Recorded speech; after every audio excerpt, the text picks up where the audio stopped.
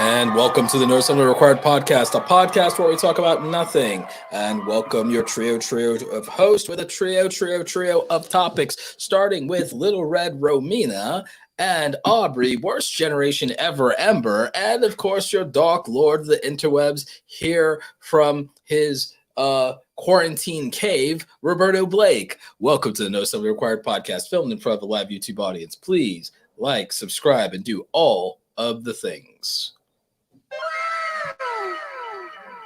Wow, did she just pieced out. Like literally she was like, I will not take this disrespect. Yep. I refuse this title and I can't change it, unfortunately. Well, since we missed you last week, and since you also had to have that unfortunate title, did you want to start off this episode with your topic? Yes. Go for it. What do you mean, dang? Why'd you say dang like that? No, have you guys been watching Ryan Trahan's series? I watched the first episode. But you should need to catch up. You should give us like the rundown for the people who don't know. What he's Watch the breakdown. See, Colin Samir retired that, but remember that? Watch the breakdown. Remember that? Mm-hmm. No, so basically Ryan Trahan is doing a 30-day vlog. I don't know if it's going to be exact 30 days, but he's basically crossing the US starting with only a penny. And yeah, they're daily vlogging. He has an editor who's working on it around the clock and the guy who's filming following him. But mostly it's shot on his phone because, you know, it's pretty repetitive, to be honest. Like, it's a lot of the same strategies and, you know, morning routine every morning. So, but he's explain to us the whole penny the concept thing of the trip. Because I think that's it's big. He literally started with a penny in LA, and his goal is to get to North Carolina to give it to Mr. Beast. So, all right. So is he? Again, explaining it to the audience. So what's he doing? Side hustles, odd jobs, donations? How is he getting from California to whatever it takes to get to California? Yes. And at the same time, he's doing like a fundraiser thing so people can donate money. And there's something called the Great Reset, where if someone donates $50K, he has to start over at a penny again. So it's kind of like a fun impending doom. Impending doom. Kind of like impending doom. It's kind of like hovering over every episode because you don't really know when it's going to happen. So yeah. What if Mr. Beast just drops 50,000 on him just to mess with the threat right now? No, literally. That's actually a threat. Like, in some of the vlogs, he like called Ryan and was asking him where he's at, and Ryan's like, "I'm not telling you." Wow. So it's most likely gonna happen. I wish I could threaten my friends with $50,000. That would be interesting. Am I that generous? To threaten my friends to use $50,000 as a threat? I'm gonna say no. No. All right. So am I that petty? Yes. So I'm not that generous. So I'm not that generous, but I'm that petty. Yeah. I see how it is. So really, I just have to find some way to upset you. Well, I have to also be loaded, but like. Well, so yeah. Well, I mean, yeah. We're these are all part of the circumstances. Yeah. I'm cash poor. Like I'm house rich, stock rich. House poor. Cash poor. I'm house rich. I'm stock rich. I'm your cash friend poor. Rich. Friend rich. Yeah, I'm relationship rich. Yeah, I'm definitely relationship rich. I'm cash poor. Yeah. Plus, just had thanks COVID. Plus, you just had a bunch of gear stolen too. Yeah, $10,000 worth of gear stolen. That's always So he's poor, y'all. Oh yeah, poor man. I'm gear rich. I'm gear rich and cash poor. Like I'm gear rich. Like actually, that's true. I am gear rich.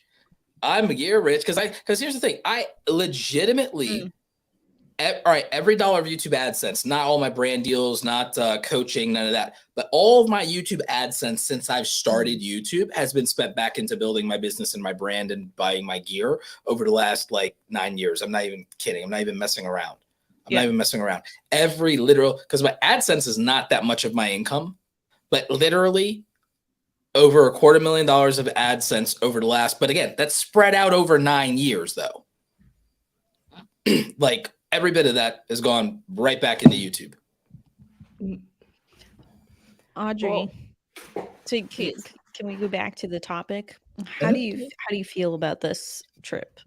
I'm mostly excited about this. I also watched the Colin and Samir interview, which I highly recommend with Ryan, because it was very interesting to hear about his mindset towards YouTube. What is that like? It was very healthy, which is like very rare from like a top tier creator who comes from making challenge videos, in my opinion. Can you expand healthy? Like what made it healthy to you? So basically Ryan went into a little bit of his past. He got started making like reaction videos, sort of Cody Co style, which were when he started taking videos, seriously, because that is actually not how Ryan Trahan started his YouTube channel. No. That's like that's how he got from 20K to $1 million. He was making other content before that around like running and like entrepreneurial stuff. Yeah. But that's what got him to 1 million was the reaction videos. And he was talking about how that didn't really align with what he wanted to do. Most of Ryan Trahan's original career was around his his original YouTube videos, which actually weren't bad, and they actually were very well made. This is 5 and 6 years ago.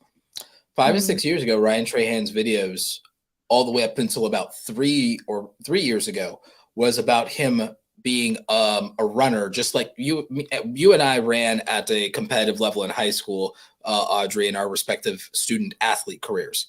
So Ryan Trahan was a successful, student athlete, and he had these videos, and sometimes he'd get like 10,000, 20,000, even up to like, 30, 50,000 views around these videos around his athletics, because he was a state championship runner, which is very hard to do, by the way. And there are people, and there's a community around that, around running, like you said. But what happened was 4 years ago, he started doing challenge videos and reaction videos, like you said. But then he also started this first time doing his big hit, the turning a penny into $1,000, which is like the beginning of the entrepreneurial videos. And then he started doing this whole turning a penny into something else series, and he did it over and over again. He also, again, he did some hustle videos, how to be successful as an entrepreneur, as a teenager, and things like that. And he started doing some other weird videos, but things really started kicking off with him when he started doing these, like, he started doing things that were interesting. He started making videos that people would want to watch. So what makes his health good? To go back to the original question. His healthy, what makes his mindset about YouTube so healthy? Yeah, so you started saying the story and then we went off. Yes. Sorry. So he basically was talking about how like he was getting bored with the content, and he felt like he wasn't putting his personality into it, and it just felt kind of stale. He basically had a realization with this content where he just felt like it was empty, and it wasn't really preaching, or not preaching, but it wasn't creating any value. Yeah, creating like real value for people, and like having people walk away having gained something, whether, just through the storytelling. Like an experience, like nothing, there was nothing, like there was no substance. Yeah, it was just kind of empty clicks, essentially, mostly. And so that's when he decided to kind of take a step back from the grind of YouTube. And he didn't really stop posting or anything. It was just posting more with more purpose. So for the past posting with a purpose, like 4 months, he's been doing these challenge videos I think he's been posting like twice a week, so he made like 8 of them. But then he started to get a little bored with the content, and he made his team smaller. So I think it's just his editor, and a filmer now who like help him with the videos and content. And he started talking about cycles, which I think is really interesting as a creator, like different cycles of content to keep it interesting and fun. So he was talking about how they just did this cycle of like 8 videos that were more challenge based, and now they're doing this new cycle of the crossing the country This series. challenge. So yeah, doing the Mhm. series. Because yeah, I mean that's a way to keep yourself from being bored while still being consistent and making like a finished product and making a playlist and like sticking with something long enough that makes some kind of sense. I don't think someone Mhm. has to make 50 videos a year of exactly the same thing, even though you guys know I'm all about like niching down and consistency. It's like, but people don't realize that could just be a series of 8 to 10 videos or 12 videos, and then you move on to a new section of 8 to Yeah. 12 videos. Like there's nothing wrong with that. I And think that's really cool to think about more, because he was yeah, talking about how like trying to avoid burnout, this is kind of helping because it's allowing him to come up with fresh ideas or pursue ideas that he wants to do, even if they might be different in format or whatever. It just, he was saying that he foresees this helping him be more consistent as a creator for like 8 years versus 2, because it's just, makes sense. yeah, Especially which I since thought he's was really young. cool. Especially since Mhm. he's young, because as you already know, like when you're young, it's really you want to do all these things. You want to feel like you're creative. You want Yeah. to feel like you have permission to experiment and do different things. But YouTube does not reward random content. It really Yeah. doesn't. There's this myth that big creators like Mr. Beast make random videos. No, there's no one who spends thousands of dollars and 100 hours making a video to make a random video. That is a myth that small YouTubers believe, because what small YouTubers will not accept is that YouTube is contrived and big YouTubers contrive their content. They think it out, they whiteboard it, like the trick to being a big YouTuber is they make it feel like they're still a bedroom YouTuber, but they're not. Yeah.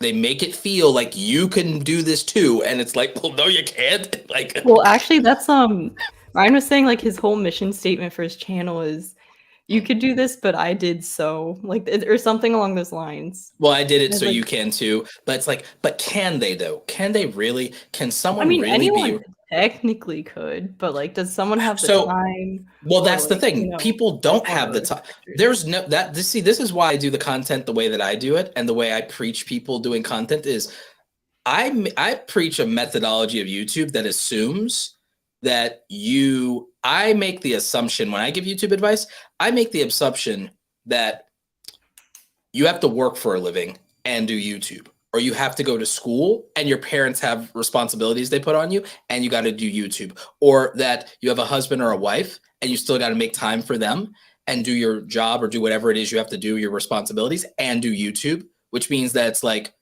the creators that we all like to talk about, the Ryan Trahans, the Matt Beams, the Mr. Beast, Yeah. the thing that let them be successful was an absence of any other adult responsibility.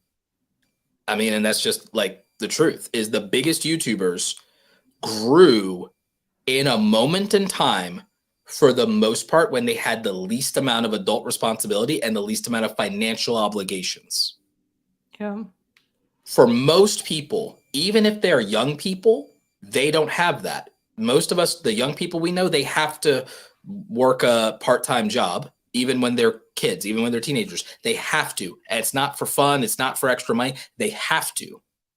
Or they have to work hard at school because they know the only way for them to get out is they need to get good grades and go to college to get out of, being in their small town or wherever their life circumstance. And again, the people who are like in their 20s, most of the people we know in their 20s, they already are grinding and they have very little energy left after they do their 9-to-5 job at a place they usually don't like working. So their stress, their emotional energy, it's sapped, so they only have so much. They can't do a lot of these big risky investments of time and energy and experiment only to have things not work out. They have to take they're forced to take a conservative approach to YouTube, even if it's slower, even if it's harder, because the reality is if you just don't have a good home life and you just don't have an abundance of time and an abundance of positivity and energy in your life, it'd be impossible without those things to do the content that these creators on the come up have been making. I do feel like the one thing that they have in their favor is they have a really most of them have a good home life when they do this. Yeah. I mean, I think one of the things that Ryan's series is making me think about is how this is going to change like YouTube culture a little bit, because it is very refreshing. Like, yeah, everyone's been talking about how YouTube's boring and it's all the same sensational stuff. So seeing a series where someone is daily vlogging, I don't think people are going to start daily vlogging now as a result. I think it's more people are going to experiment more with whatever. I think people, yeah. I think people are going to come up with concepts now and come up with ideas. And I think people are going to come up with series and come up with something that can be, because Ryan Trahan, he's known for something. He's known for, I'm the dude who survives on a penny, or I'm the dude who turns a penny into $1,000, you know, like, and I like that. And I like that. I also like that some of this is being done on the phone. And I like that there's you feel invested in it and there's a journey happening, and that's cool. And that's great. At the same time, I don't think you have to be rich to make every video that Ryan Trahan has made, which is actually really cool. But I think there is something to be said for having some unique advantages, because even back in the day, the unique advantage, and that's what everyone needs to find. Everyone needs to find their unique advantage. And that's why YouTube is boring. YouTube is boring because everybody else is copying somebody else's viral moment or trend, or chasing a trend, and nobody is using their unique advantage. Because the thing is, you can do the things that you can do if you're poor. Like, okay, if you're poor but you're athletic, you can crush it on YouTube, because the thing that you can do is you can do stunts and do things with your body that other people can't do that are interesting. Even if you're poor, you know, you can do that. If you are musically inclined, you can train and learn to be a dancer while doing a thing with a musical instrument like Lindsey Sterling did. You can, so people are not focusing on their unique dips. Or again, if you have vocal talent and you also have some craft personship, you like doing crafting and stuff like that, or you can even remotely do a little bit of costuming. You can do what Tessa Violet did, Mika Kitty, Tessa Violet, and you can do some really cool stuff around that with music and aesthetics and very creative things, you know, like the one of her biggest hits was this interesting idea. I wouldn't call it a parody and I wouldn't call it a cover. I would call it, though, she did a music video and song inspired by Legend of Zelda and the relationship between she did almost like the idea that there's a love triangle between Link, his fairy Navi, and Princess Zelda. And she called it Hey Listen, and she basically played the role of the third wheel who's really in love with the hero, but basically, you know, the unrequited best friend role, you know, as his partner. So and she made a music video that told a story, and it got 20 million views on YouTube. And this is back in the day when when that was a much bigger deal. It's got 10, 20, 12, 10, 20, something, some absurd number. But again, it's an indie music video based in gaming culture. But she used, again, very little, low budget production, unique skills. So the thing is, I'm happy about this because I'm from old YouTube. Me and Romina are from old, because Romina knows exactly what I'm talking about. When YouTubers all were poor, they used to be creative. When YouTubers were all broke. But I have to send you guys this video one of my friends made about how money ruined YouTube. Oh yeah. No, it's a good video. I did catch that. Yeah, money did ruin YouTube. Remember, I've been whining about it for the last 2 years on this podcast. Remember, I keep saying that YouTube has become rich people doing rich people things. Yeah, I've been saying that for 2 years on this podcast. But I think everyone's talking about the same thing. The more I talk to different creators, the more everyone's kind of on the same page. So I think that's why everyone's been YouTube's so boring, YouTube's so boring. And then you see something like this pop up from Ryan. It's oh my God, something interesting again. Yeah, no, Ryan. Everyone's freaking out because it's well, what does this mean? How Ryan Trahan made YouTube great again. How Ryan Trahan made YouTube great again. That's a title. That's a good title. But it's true because it's so refreshing and nice, and I feel I'm finally getting a wave of old, it reminds me of Casey vlogging almost. It's the same sort of feeling. And I'm not saying that I think daily vlog is going to be the new meta again. I definitely don't. But I do think experimentation. I is like opening up anti-meta with now. personality. I'm very anti-meta. Now, Yeah. granted, I play in the meta of evergreen education tutorials and that type and product review and that type of thing. But even in a weird way, I actually somewhat rebel against that meta in the fact that I've become very good at making opinionated versions of that, and that I prioritize production values where a lot of people don't. I think something cool. I like seeing things that rebel against the meta and that become their own sub culture in YouTube. I love seeing what Law YouTube has been doing, to be frank. Law YouTube redefined the reaction genre. I don't know anything about Law YouTube. Well, I mean, it's the lawyers that are reacting to all the court cases, like again, like Johnny Depp, Amber Heard, and stuff like that. Like my friend Emily D. Baker, because it's not just like vapid like reactions to stuff, right? It's I mean, it's like expertise. you're right, exactly. You're learning. It's also edutainment in a way. I've seen doctors doing this now too. I love that. I see there's a doctor. God, I'm forgetting his name right now. There's a doctor, and he reacts to absurd things in anime and tells you, like, okay, in real life, this is what would happen to somebody's body if they did that.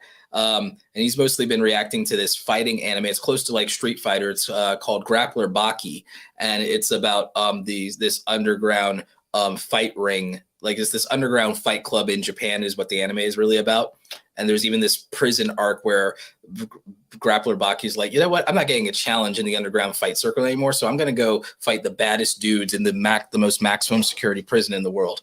And it's like, because like the number 2 fighter in the world is locked up. So and there's also a parody of Iron Mike Tyson in there too, called Iron Michael. So but again, it's a doctor. It's this doctor who reacts, and his skeleton that he uses as a prop to explain the things is Captain Jack Marrow.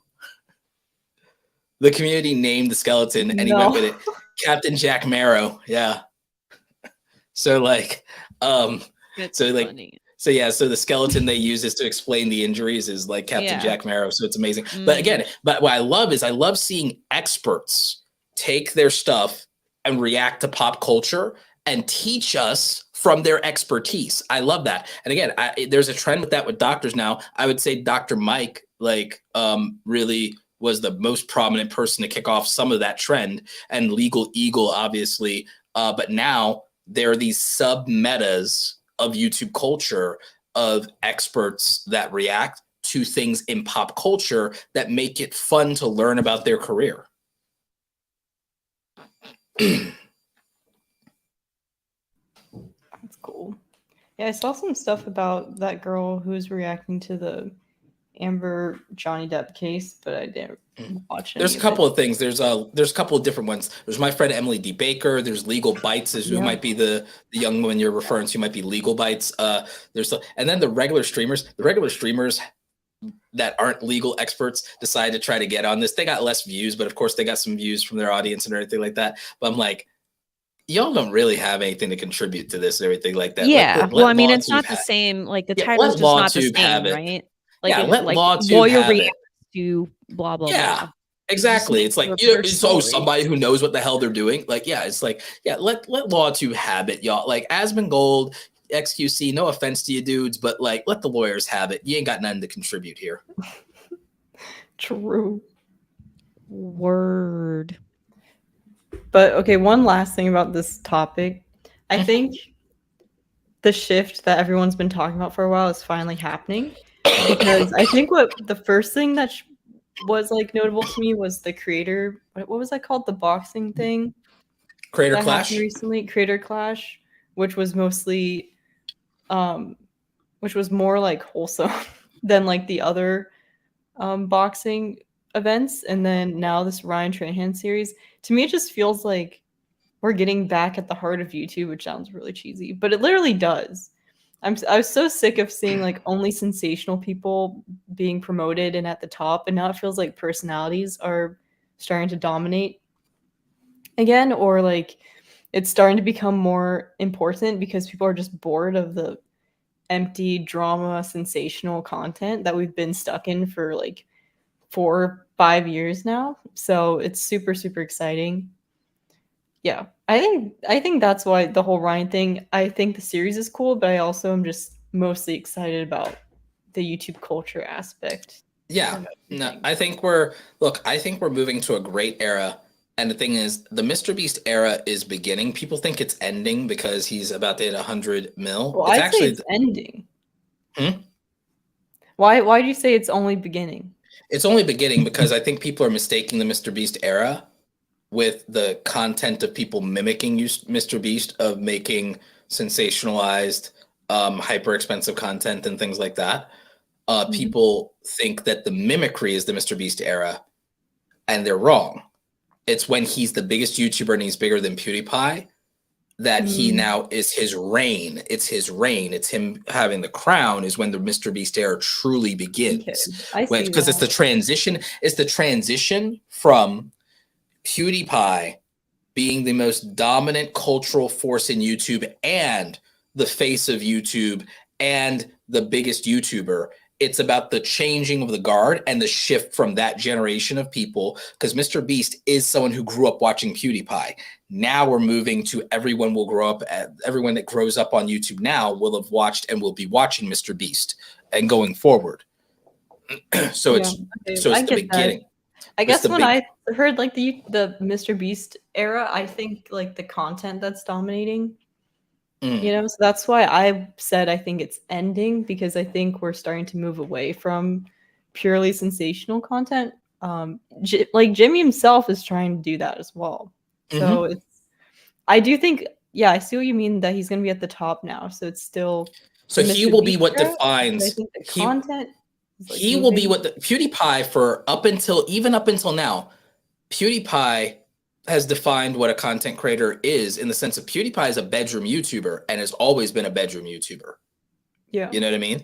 Like, so, and he's he represents the era. He represents the era when what was dominant on YouTube is bedroom YouTubers, commentary, reaction videos.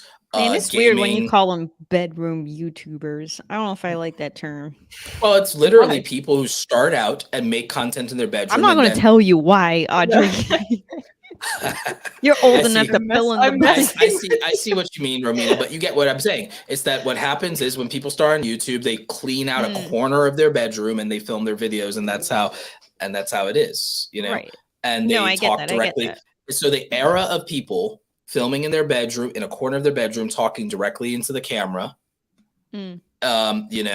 with all the other lights off and the like messy background, or you know what I'm talking about. Like that's how PewDiePie started. That's how PewDiePie started, in his apartment. And that's how YouTubers start, is like usually in their bedroom or their dorm room when they're very young. And that's the era of like how someone becomes a YouTuber.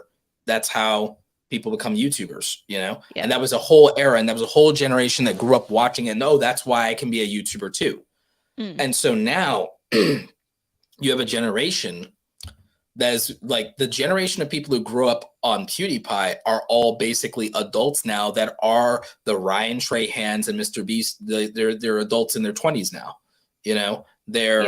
So now the next generation of young people that say, I want to be a content creator, they're growing up watching Mr. Beast, who stopped very early in his career being a quote unquote bedroom YouTuber and being someone who goes out into the world and makes content and that's different. And that is massively collaborative. PewDiePie did not make like collabs and engaging with other people and having other people in his videos a major part of his content. And again, most of his content, he never left the house.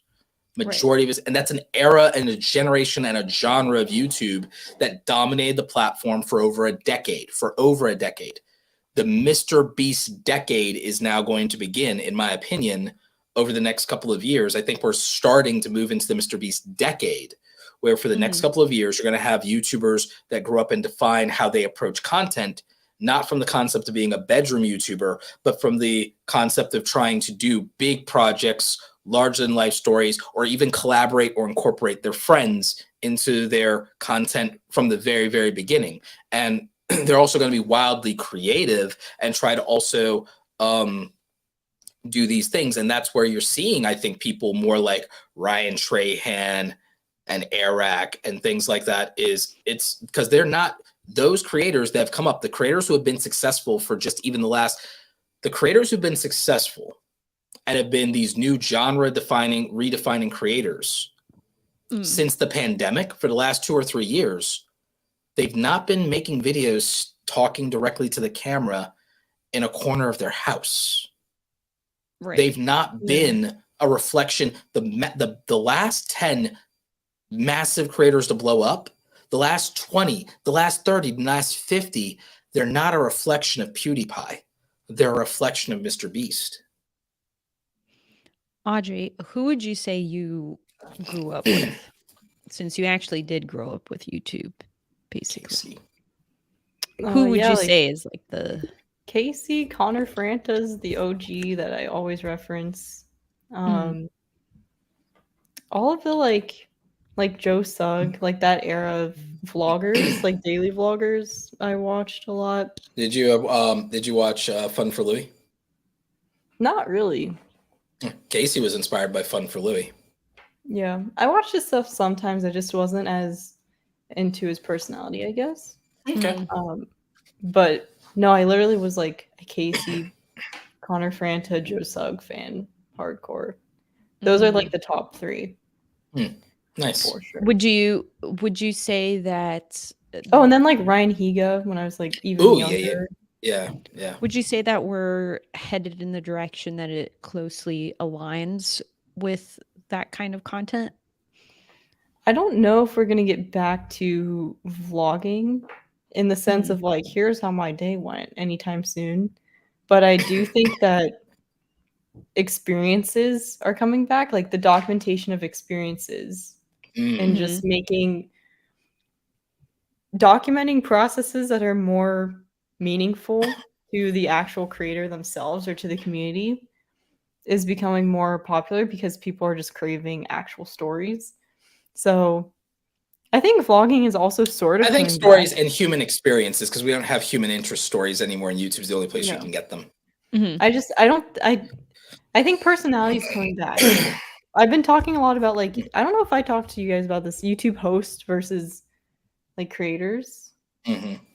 About how like a lot of these larger channels, it feels like you could replace them with anyone else and the content would still essentially be the same. Who's an example of that? I'm gonna use my example I use all the time, Eric. I don't think you could just replace Eric. I mean, just like in general, there are some videos of his that you couldn't replace him because he includes more personal stories. But like some of the concepts he does, you could replace him with basically anyone. And I think it shows in the copy. Do you think that's true for like the Paul brothers?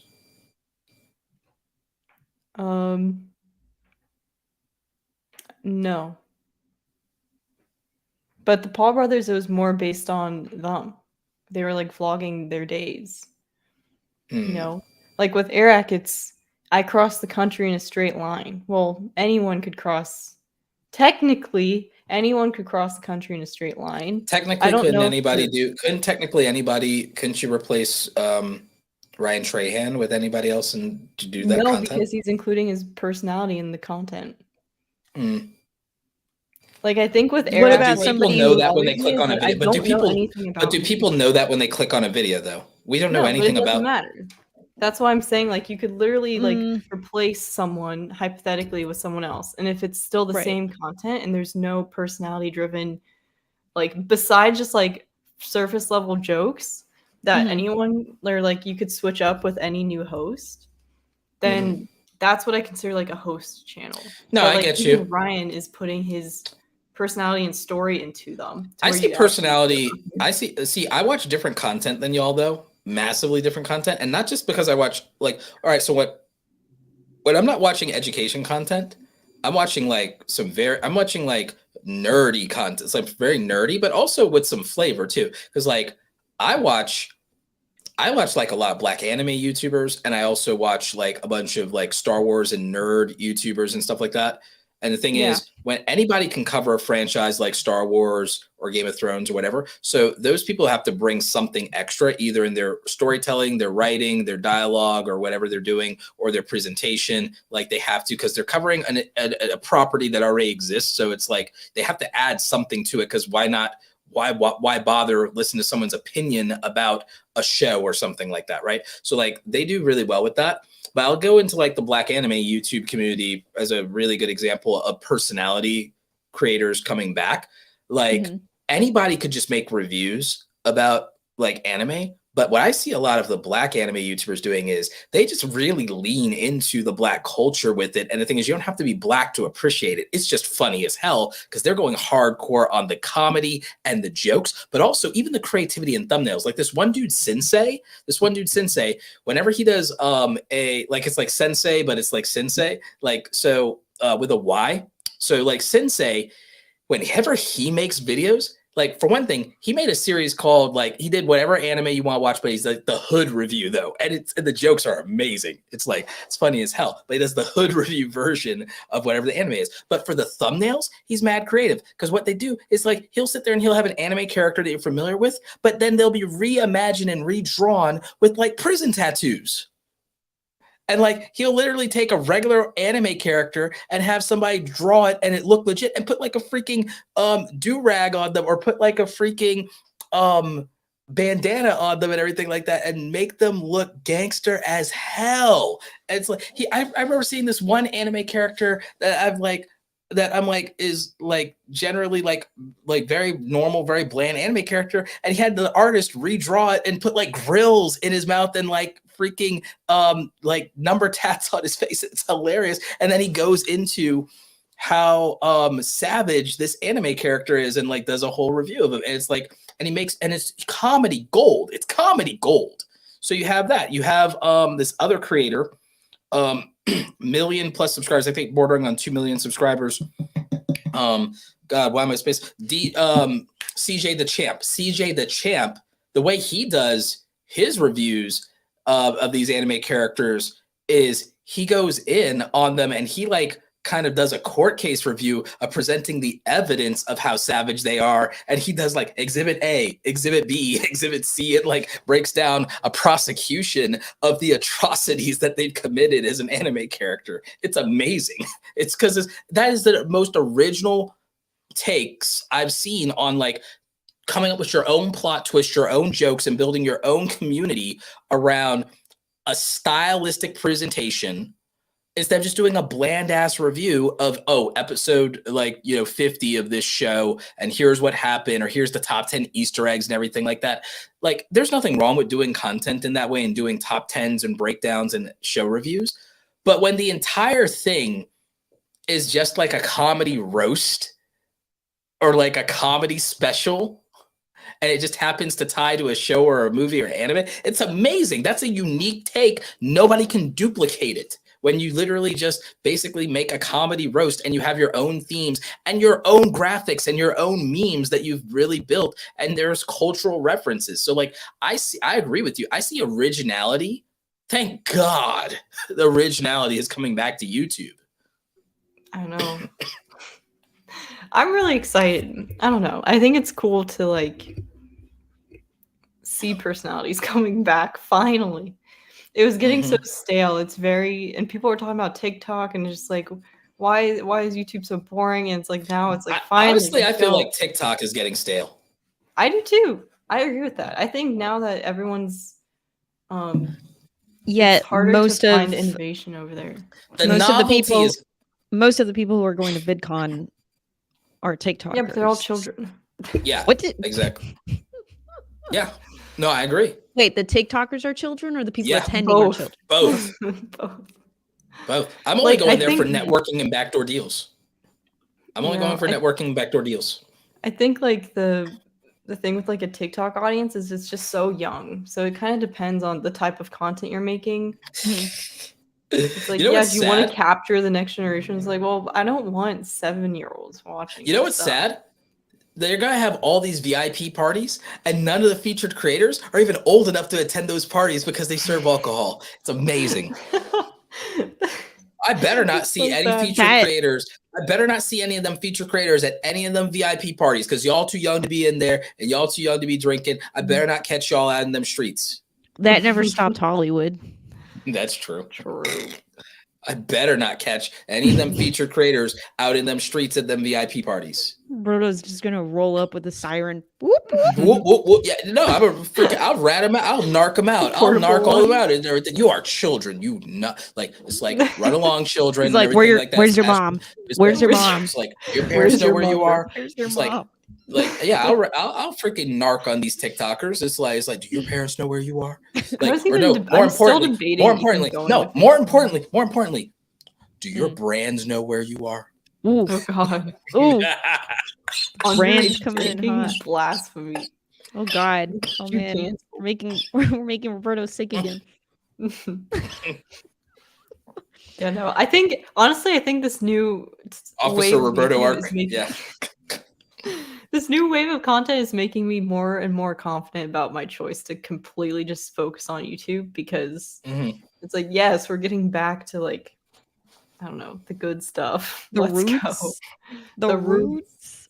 Ooh, The roots. NARP. More like More like narc. narc. Yeah. Oh God.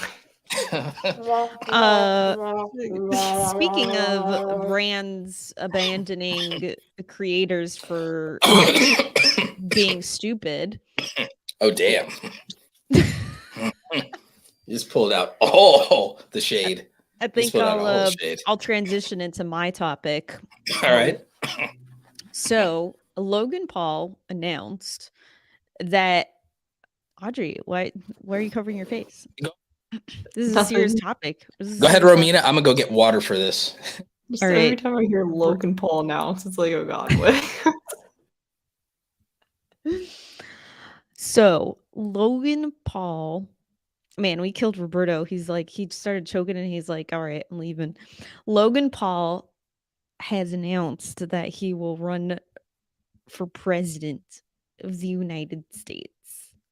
Audrey, why are you shaking your head? This is serious. I have a thing where I think people should just stay in their lane. This is wow. You know, Can you imagine? do Can we you need imagine if to somebody take said over that the to entire you planet? Yes, 50 years ago? I do. Oh, okay. Well, Audrey, stay in that's a your different lane. story. I'm just What are saying, you doing like, out of the kitchen?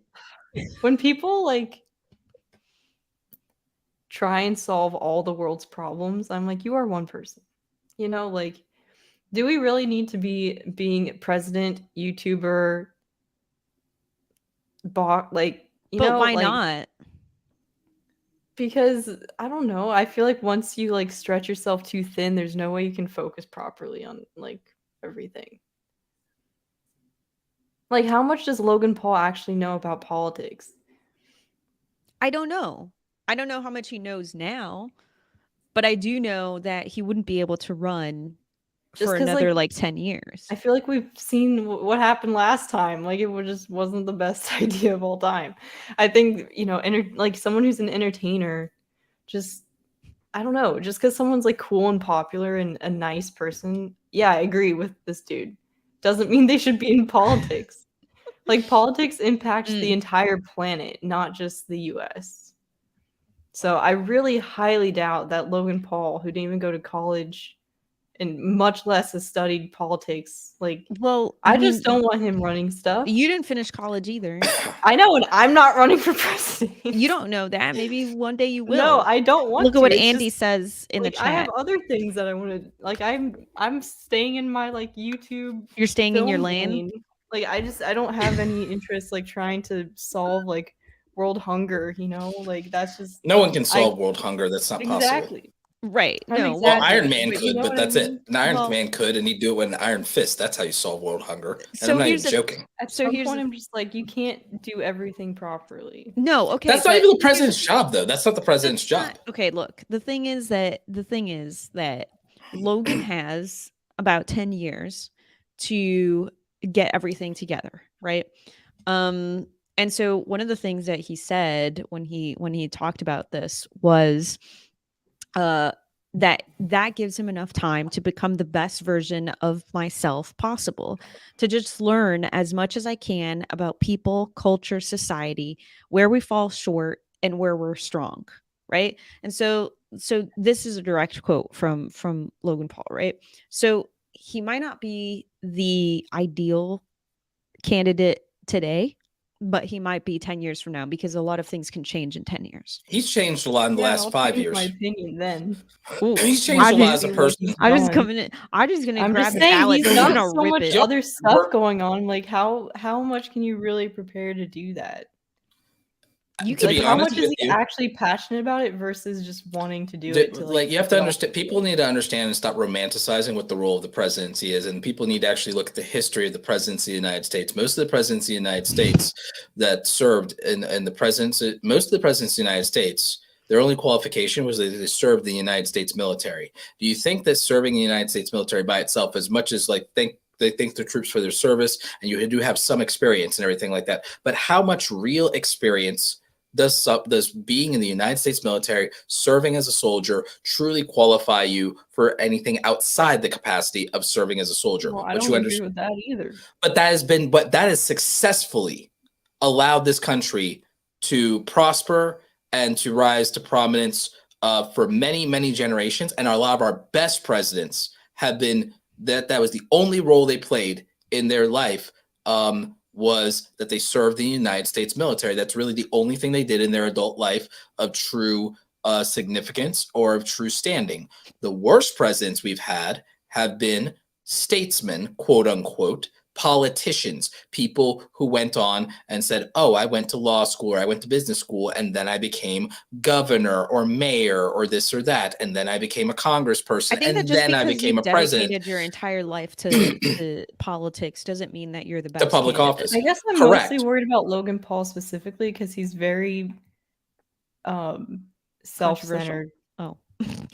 You think that we've had a I'm worried president of that the United he's doing States? it because he just wants to take it off his list more That's than, literally like, why actually 99% of of, politicians run. well, then they That's shouldn't be most- there either. But that's most of our most of the people we've That had, is aside from most presidents. aside from military men, that was all of the other presidents. Aside from military men, people who actually served their country, mind you, people who actually fought and sacrificed and risked their life for this country, people you can truly say care about this country.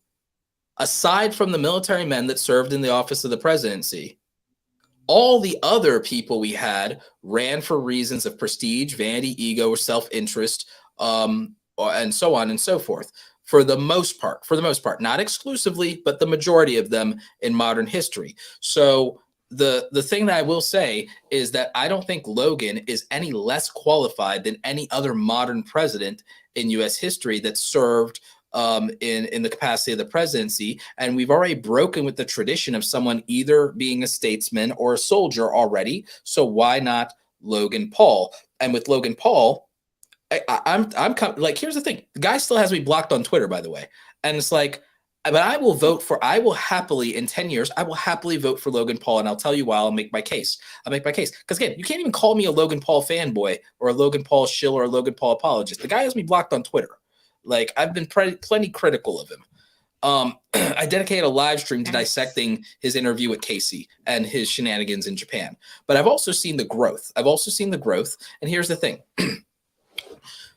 On the politics of it, I think that Logan Paul either runs as a moderate to progressive Republican or as a conservative Democrat, and I'm fine with either of those. I don't mind voting for a somewhat socially moderate or progressive Republican or a fiscally conservative Democrat and a socially moderate, fiscally conservative. If you're socially moderate, and you're fiscally conservative, I don't care if you're a Democrat or Republican, you have my vote. If you are someone who understands technology and understands the implications of social media and doesn't want to overregulate it, eliminate free speech, doesn't want to make it very difficult for people to start businesses or to be online content creators or entrepreneurs, you have my vote. We will never have something like COPPA happen under a President Logan Paul. We will not have to worry about things like Section 230 being repealed. We won't have to worry about. Do you realize Logan Paul would be our best chance of having an update to fair copyright and fair use law in this country? which I actually would give a damn about. Like, of all the things I give a damn about, having a modern interpretation of copyright, DMCA, and fair use is something I care about. And you know how we get President Logan Paul gets us there. President Logan Paul would actually care about cybersecurity, cybercrime, and cyber stalking because he came up as an influencer. So he would care about the things that I care about that I believe are modern 21st century concerns and threats. But in terms of the broader issues and things like gun safety and common sense gun reform, he's of a generation of children that grew up having to do active shooter drills. So I actually think that he would have a nuanced take that still preserves the Second Amendment, but also introduces reforms on a subject like that. So I could say, okay, he's probably going to be good on that. He also has already had the experience of running and delegating a team, and he knows, he's at least self-aware. He may be a hooligan, but he's also got 10 more years to grow up on top of everything. And the thing is, he no, and Jimmy, by the way, you're mistaking Logan Paul for Jake Paul. You're mistaking Logan Paul for Jake Paul. Yeah, which I understand, but also Logan Paul wants to give his brother a role. That's the one thing I disagree with. Yeah, but here's the thing. I don't think he'll get the clearance. I don't think Jake will get the clearance. So it doesn't matter. He won't be able to. And by the way, nepotism happens in every presidency, whether it's Obama, Bush, Clinton, Trump, Biden. Nepotism happens in every presidency, so I'm not that concerned. I mean, look at the nepotism in Biden giving his son a pass on things that everybody watching the stream, everybody listening to this podcast would absolutely go to jail with no forgiveness for the flagrant abuse of drugs and other things that Hunter Biden has gotten away with. And Hunter Biden gets to be a media darling and gets to be the face of drug recovery instead of the rest of us would be, especially someone who looks like me, their life would be over. So nepotism is all of them. Doesn't matter if they're Democrats, doesn't matter if they're Republicans, doesn't matter if it's Biden, Trump, Obama, Clinton, Bush, all of them. Nepotism. Yeah. I think that what is most interesting about all of this is, like, if we think about how the presidency used to be when we first started as a country, it was the everyday man who would just happen to be a landowner, and usually later in life, and for whatever reason decided to run, or was volunteered for it, practically drafted, to be honest with you. So I don't. And this is back when we had drafts and conscription. Yeah, and I'm not against the idea. I wouldn't want to discourage somebody like him against running, or even getting involved, playing with the idea of running, because if it isn't him, then it's somebody else who looks up to him. And I think that discouraging someone who, I think Andy said earlier that one of our future presidents had a Minecraft stream at some point in his life. That's the truth. We will have everybody anybody who runs for office over the next 10 to 15 years will have been a gamer, will have been an influencer, probably will have been a streamer, and their mistakes will be a matter of public record. And their mistakes will be look at Arnold Schwarzenegger, right? So if you look at Arnold, he started off his career as being a bodybuilder. Yes. And so that's all he was doing, was just going to competition and getting his muscles photographed. And to be frank, he was one of the best governors that California ever had. Eventually became an actor, and eventually became a governor, right? Yeah. And again, but he historically has been proven to be one of the best governors that California has ever had. And he also, despite being part of Hollywood, was one of the best Republican governors in the history of this country. Right. Well, the point is that he's had many iterations in his life, right? He's gone through a lot of different stages where he's been a lot of different things, but that didn't affect his output. And I think that's important to think about as well. I'm not saying that Logan Paul is anywhere near No, but similar Caliber. trajectory. No, but similar career trajectory. If you're talking It about is. the It is age, pretty similar, if you actually. look at the age and Logan Paul started as an athlete. Yeah. He was an athlete, and his Yep. videos were challenge videos before he ever did vlogs. It was Yep. challenge. It was challenge videos on Vine that he was doing. There was no vlogging on Vine back in the day. It was challenge videos that he was doing because of his athletic ability, because he was a champion state athlete. And a lot of people forget that Logan Paul got to college on a full scholarship, and it wasn't athletics only. It was academics. He only got a partial athletic scholarship. He got a full academic scholarship. And no one talks about that. That's wild. I didn't know that. Yeah. He got a full academic scholarship, partial athletic scholarship. And so that's Logan Paul's actual story there. And he was the more you can see that he's been the more savvy of the two between him and Jake, not taking anything away from Jake, who's proven some of his savvy and acumen as well. If you watch his old Jake Paul business videos, you realize you watch his old Jake Paul business videos on his secret Jake Paul Biz channel, you realize how much of his character is persona, and then how much he actually did understand the early game, the early influencer game of his era. He really did understand it, and you cannot take away and deny that the Paul brothers changed the face of being an influencer from a financial perspective, from a business perspective. And they also changed the game as far as YouTube thumbnails and the YouTube algorithm, to the point to where even at the time, somewhat vanilla content creators who were making other types of content, like prime example, Linus Tech Tips was making thumbnails that were very bland. Even though his personality wasn't bland, Linus is one of my favorite creators, one of my favorite OG creators. Linus Tech Tips, though, their entire thumbnail strategy changed because they observed what the Paul brothers were doing. And they changed the entire style of their YouTube thumbnails. I saw this all going down 2015, 2016. I saw the Paul brothers constantly redefine how YouTubers approached YouTube, how they approached merchandise, how they approached brand deals and integrations, how they redefined the rules that content creators were playing by. Even content creators who didn't do their whole hooliganism learned from them. And if they want to pretend they didn't, they're lying. So speaking of redefining YouTube, do we want to jump into your topic? We can go a few more minutes on the Logan thing, because it's just because we got to wrap up soon. I was trying to make it smooth. Yeah, but the main thing I'll say is, again, I support the fact that I look forward to a future where somebody that came up from where we came up with, that shares the history of, there was a time when once upon a time they were a creator, once upon a time they were an influencer. I encourage that, and people like that, to grow beyond that and to make a difference in the world, whether that be through business, philanthropy, or deciding to be a public servant.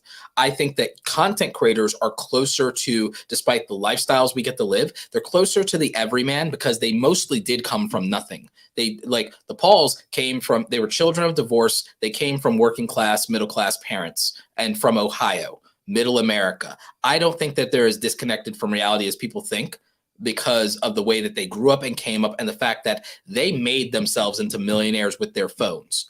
I trust people who did that a lot more to understand a generation that grew up watching that and governing for a generation like that than I do these old out of touch farts that we have now. So if I have to choose between anybody we have in office now and Logan Paul, give me Logan Paul. I'll take him right now, even as is. But 10 years from now, when he's seasoned, matured, maybe even has a kid under his belt, and that will change him. That will ground him in reality, if nothing else does. And so I trust a President Logan Paul more than I trust the last 5 sitting presidents of my lifetime. And I'm not even joking. And I'm not even the guy's biggest fan. But I believe in the generation of people who built themselves truly from nothing on their phone or laptop. I believe in their understanding of the world a lot more than as it is, and as it will be, than the kind of people we have right now. Even the people we have right now that are 35 are out of touch. So that's what I believe. But speaking of out of touch, let's move on to YouTube being somewhat out of touch on this Ackman TV scenario. Can you guys tell know us anything about us? I have no idea. this is. I saw that behind like some sports thing. It said YouTube TV. I was like, what is that? Okay, so there's basically there's this other content creator, Quantum TV, who's a known copyright abuser. You know, our favorite, right? You know, anyone who abuses the YouTube copyright system is a scumbag.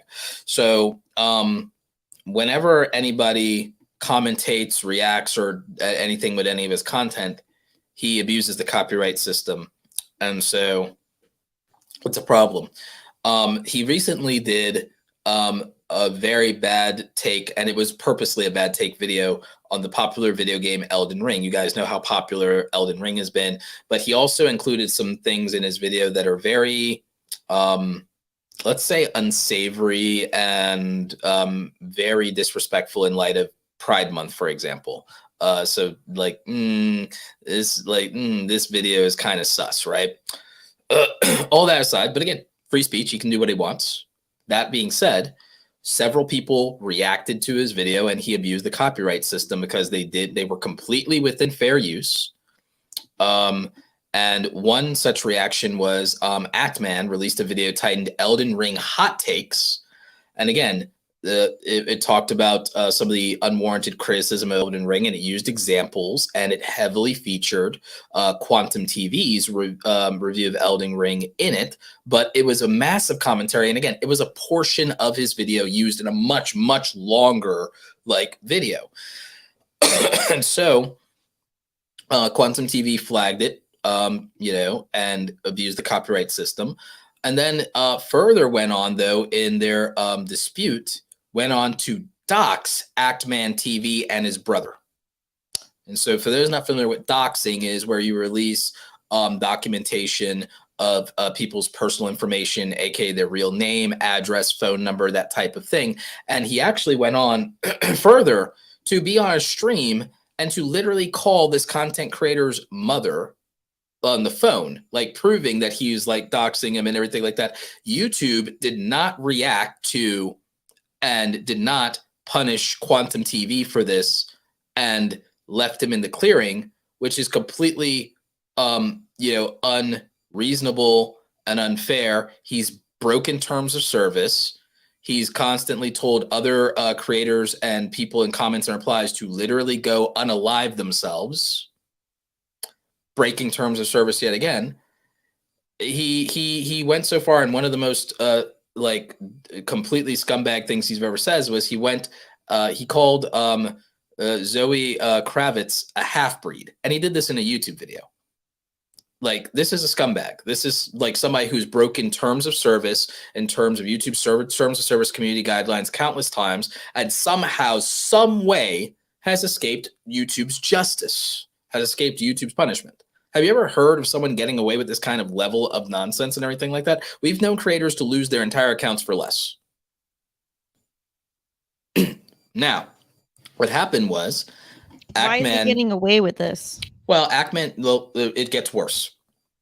Oh. Actman TV made videos, again, calling him out and calling YouTube out for failing to enforce their terms of service.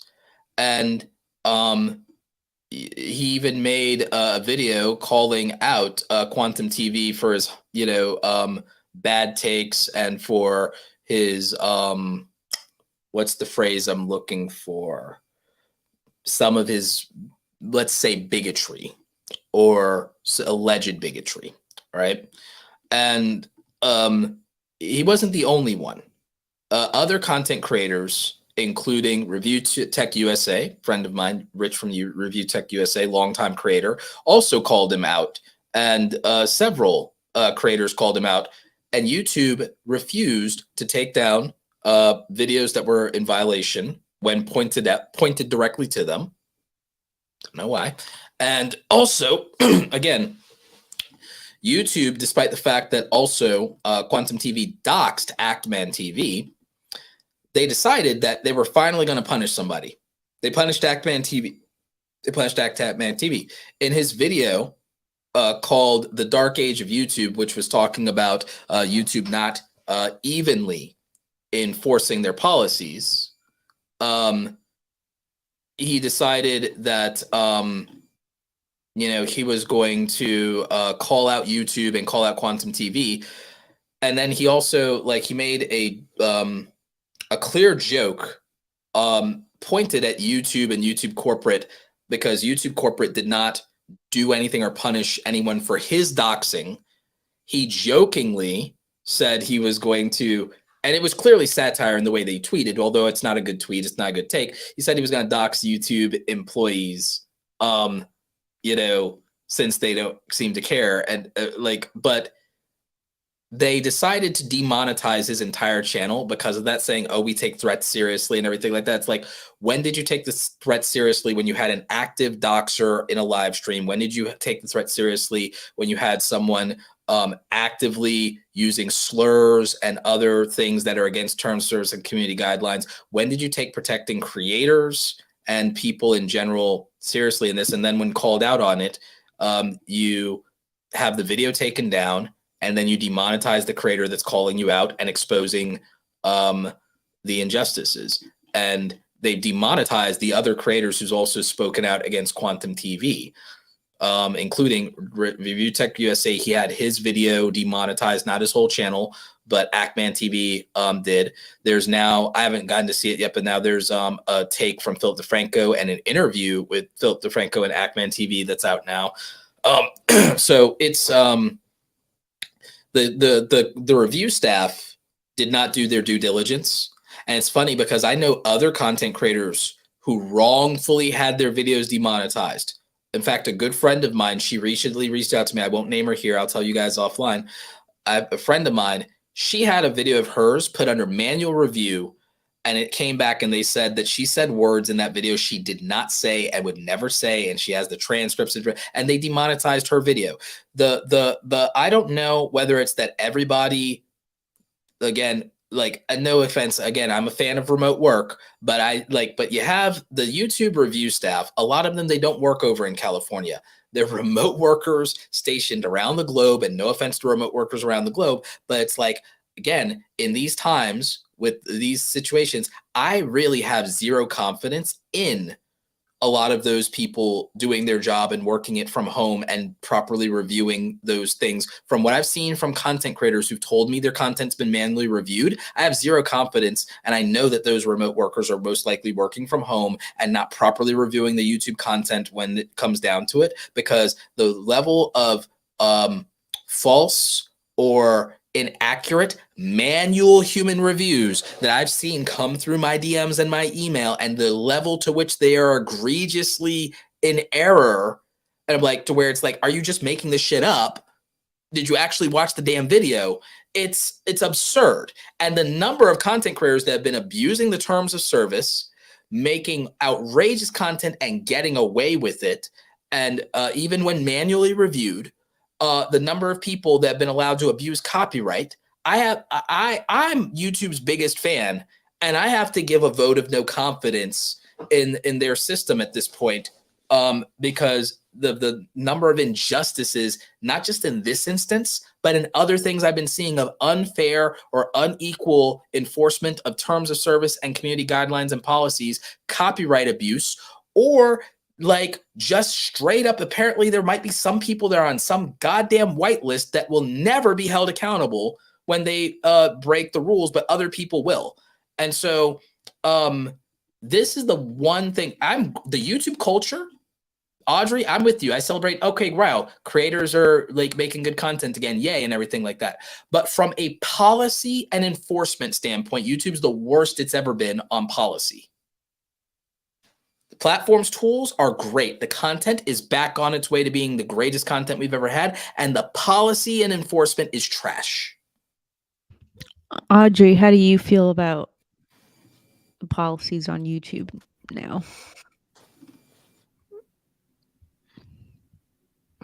I mean, I didn't know too much about this specific story, but the manual review thing has always been a problem. So it's kind of annoying that it's not getting better. Because I feel like people have been complaining and talking about it forever, and it's just still bad. It's not that, it's gotten worse. Yeah. It's gotten worse. And then copyright abuse is the worst it's been. Yeah. Like, how is that even possible? What is this banner? I can't control any of them. It's obvious. You can, because I invited you to contribute. StreamYard has a thing now where you can add people to monitor, like to help with the streams without having to give them like your password or anything like that, or have them Mods and all yeah, kinds they're of added as different like a roles. manager. I invited you like 3 weeks ago. Bah, bah, bah. I didn't see it. But that's fine. Whoops. I expected no less. Well, Audrey probably doesn't What? log into the back end of her channel, so she wouldn't see it.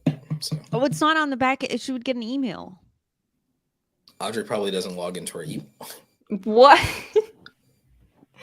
I don't. I True. think I might have seen that a while ago, but I wasn't like on my computer. Okay, well, so I'll I send you think I another just one. forgot. Or just Yes, search your please. inbox for the word I'll look it up. StreamYard. I'll look it up.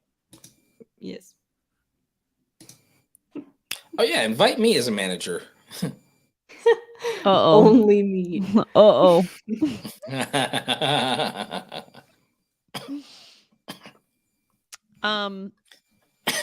Yeah, all of that sucks. I've definitely like when I was starting to focus more on my content, Mhm. I would notice things like that would make me upset. Cuz like I would want to do a certain thing, but then I would be scared to do the thing because I knew that I would get flagged, you know? Either for like copyright or whatever. And I didn't want to deal with that. But then I'd see somebody else who was like, 100x bigger than me do something that was a blatant violation of the rules. And nothing happened. So I feel that. I feel that on the spiritual level. There's all kinds of people getting away with stuff or getting away with or again, there's people massively getting away with stuff. There's favoritism, there's all kinds of shenanigans, and it's just really unfortunate because I always have YouTube's back, but even I gotta call shenanigans. Absolutely. And you know what we can get away with? Closing up this episode. Oh yeah. All right. So I guess final verdict is YouTube do better.